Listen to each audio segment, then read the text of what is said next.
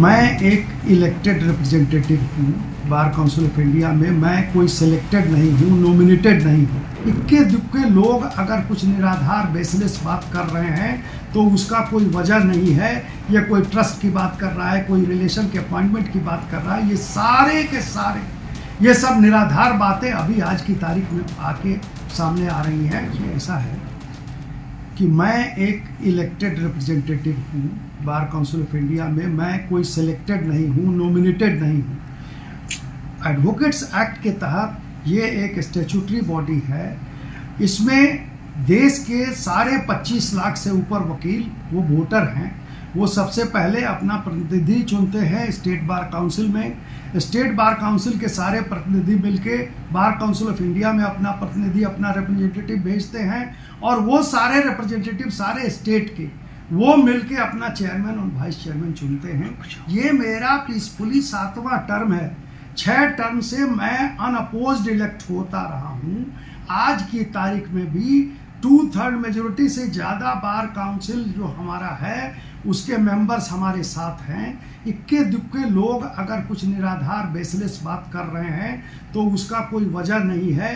या कोई ट्रस्ट की बात कर रहा है, कोई रिलेशन के अपॉइंटमेंट की बात कर रहा है, ये सारे के सारे ये सब निराधार बातें अभी आज की तारीख में आके सामने आ रही हैं। अभी कोई ट्रस्ट की बात कर रहा है, ट्रस्ट में सारा फंक्शनिंग जो है सो एकदम ट्रांसपेरेंट रूप से होता है। उसमें मैनेजिंग ट्रस्टी अच्छे अच्छे लोग हैं, सारे बार काउंसिल के मेंबर्स हैं और कुछ सीनियर एडवोकेट्स हैं, अच्छे लोग हैं। तो उसका जो है सो कोई आके लेखा जोखा देख ले। लेखा जोखा में उसका ऑडिट होता है हर साल। वो ऑडिट जो है सो गजट में जाता है, वो पब्लिश होता है, वो पब्लिक डोमेन में है। तो ये सब निराधार बातें जो आज की तारीख में इक्के दुक्के लोग कर रहे हैं, सीजेपी के लोग कर रहे हैं, जिनका कोई मतलब बार काउंसिल से नहीं है। यहाँ तक कि वकीलों को इन लोगों ने लीगल कॉकरोच कह दिया। ये बहुत शर्म की बात है वकीलों के लिए। और वकील समाज ऐसे निराधार बातों को, फालतू बातों को कभी बर्दाश्त नहीं करेगा। रेड्डी साहब ने भी आप पर बहुत गंभीर आरोप लगाए हैं। उन्होंने कहा है कि आप मिसयूज कर रहे हैं फंड का और प्राइवेट उसमें डाइवर्ट किया आपने फंड। देखिए, ये रेड्डी साहब के लिए है कि वो साबित करें। रेड्डी साहब यहाँ पे एक समय था कि वो यहाँ के सदस्य थे, को चेयरमैन थे। आज की तारीख में Sadashiv Reddy Karnataka state bar council तक के सदस्य नहीं है। वहाँ के चुनाव का रिजल्ट डिक्लेयर हो गया और उस चुनाव में वो नहीं लड़े। वो आज की तारीख में कर्नाटका स्टेट बार काउंसिल के भी सदस्य नहीं रहे।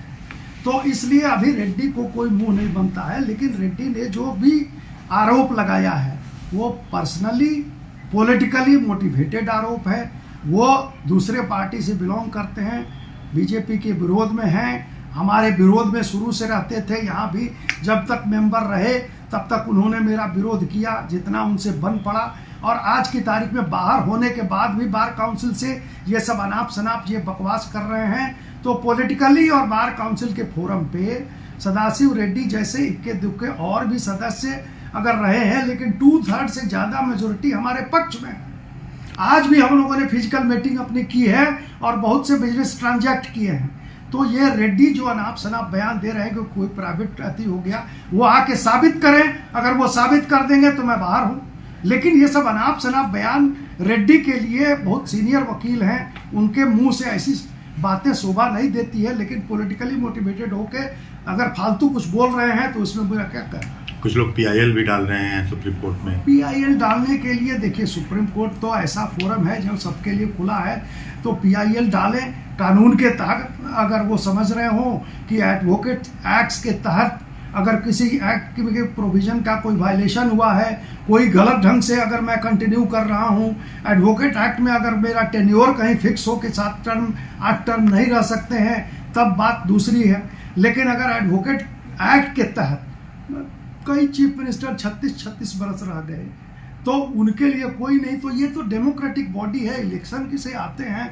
यहाँ जितने दिन हमारे काउंसिल के सदस्य चाहेंगे उतना दिन मैं रहूँगा। ये लोगों को कुछ खुंदक लग गई कि अब मनन मिश्रा को ऐसे नहीं तो कोर्ट के फोरम से ही हटा दो। मुझे नहीं लगता है कि कोर्ट के फोरम का कोई अधिकार बनता है, चाहे कोर्ट का इसमें कोई जुरिडिक्शन है कि ऐसे PIL को फालतू PIL को इंटरटेन भी करे। मैं नहीं समझता हूँ कि इंटरटेन करेगा कोर्ट। यहाँ के फोरम से, अरे भाई किसी को लड़ना है चुनाव आइए, आके चुनाव स्टेट का लड़िए, फिर बीसीआई का लड़िए, फिर अध्यक्ष का लड़िए, ये 3-3 स्टेप पे लड़ाई होती है। मर्द की तरह आके लड़िए, आमने सामने आके लड़िए, मनन मिश्रा को डिफीट कर दीजिए। लेकिन वो नहीं हो रहा है, अब उससे हार गए, मैदान में नहीं जा सकते, वोटर के बीच में नहीं जा सकते, तो सोशल मीडिया की लड़ाई, पीआईएल की लड़ाई, इससे मनन मिश्रा नहीं हटने को है। मनन मिश्रा को जब तक देश का वोटर, देश का वकील जब तक चाहेगा कि वो अध्यक्ष रहें, तब तक मनन मिश्रा रहेगा। Thank you sir. इस समय इतनी ज्यादा अटकलें लग रही है, there is a very serious allegation being raised by your co-chairman Mr. Reddy about the financial irregularities committed by the BCI over the years. First of all, I must clarify, he is not a co-chairman of Bar Council of India. Rather, today he is not even a member of the State Bar Council. He has not contested the elections of Karnataka Bar Council, and the results of Karnataka Bar Council have already been declared. Therefore, he is no more even a member of the State Bar Council of Karnataka. Number two, you know, it's a democratic body. People are elected. There are groups, and there is a politics, internal politics also, party politics also. He belongs to another political party, and he supports normally the Congress people. Therefore, it's all political vendetta and political stunt out of which he has opened his mouth. He has been the member of the Bar Council of India for last about 8.5 years. But throughout 8.5 years he has never opened his mouth. Now he is talking something about the trust of which he himself is a trustee. Therefore, all these bakwas, all these baseless allegations leveled by this Mr. Sadasiv Reddy has no meaning at all. He has no concern with Bar Council of India today. He is not a co-chairman. He is not even a member of the State Bar Council. And this is because of personal bias, political bias. Therefore, it should not be taken note of. Sir, do you see his statement as defamatory that is released against you?